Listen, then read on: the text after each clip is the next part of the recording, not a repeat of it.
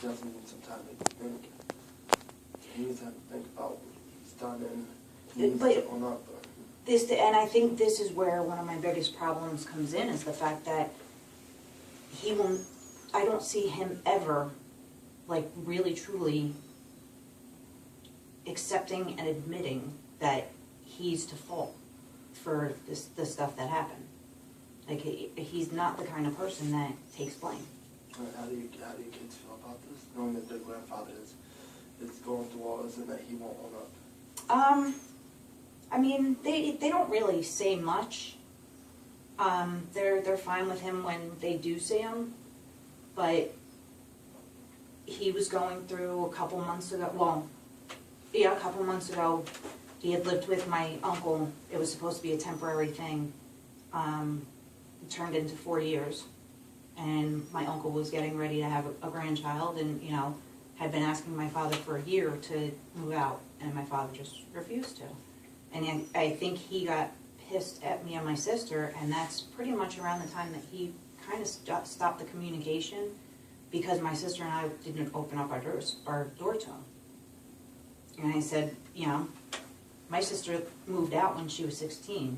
I was left alone with him. I said, so I pretty much took care of him for, you know, my childhood and teenage years. I said, I have my own family now. I'm not taking care of somebody who's not even trying to take care of himself. You know? It seems like your dad's going to have to figure it out. Someone's going to have to... Well, no, he did find, he's renting a room from a couple that he knows. So he did find a place. But, I mean, it really seemed like he's upset with us and is trying to more or less, like, get back at us by not talking to us, because we wouldn't offer him a place to live. Obviously, he can't get mad about that because it's his fault. He's the father. He raised strong. Well, we know that, but he doesn't. He should know. Mm-hmm. But he's not the kind of person that you can get that point across to.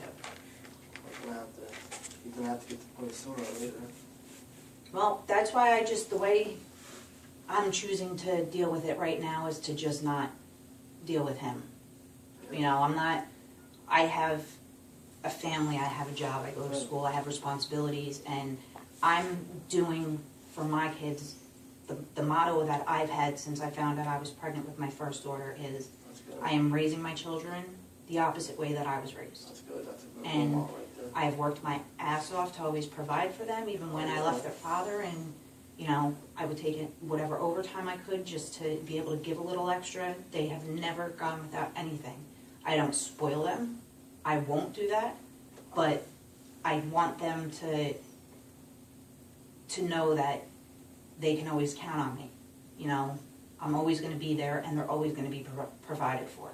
Wow, that's fantastic right there. That's an amazing role model. Mm-hmm. You need to go through all that with your father. Yeah, your father basically seems like he needs time to understand that. Yeah, well, yeah, he needs.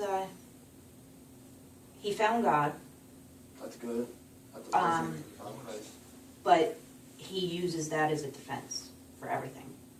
And like, instead of going out and looking for a job that's going to pay the bills, well, God will bring the job to me when he finds the right one for me. Well, that's not paying your bills right now. I have absolutely believe in God. You know, if you believe in God, follow your faith, have your faith, but Also, some things in life you have to work for on your own. And he's everything is, well, when it's right, God will bring it to me. and the Bible says faith without works is dead, so basically he believes that he has to work by that faith. If he really believes that God will help him, he has to work by that faith. That's the only way God will help him.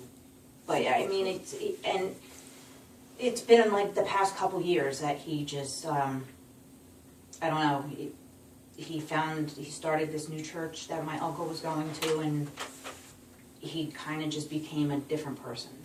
And I don't know, I'm to a point where I just feel like if he's not around, it's better for me. Because anytime, like, my sister brings him up, I get to a point where I'm like, all right, I can't even talk about this. Like, I can't even talk about him anymore. you know, so that's what I'm trying to figure out is exactly how I feel about it and how it's affecting me. My question is this, in light of all those things that he's done, do you still forgive him? Do you forgive him for it?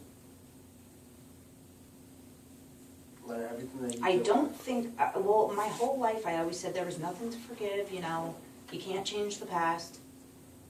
But now, like, now being at this point in my life and looking at my own kids, I don't know if it's about forgiveness as much as understanding.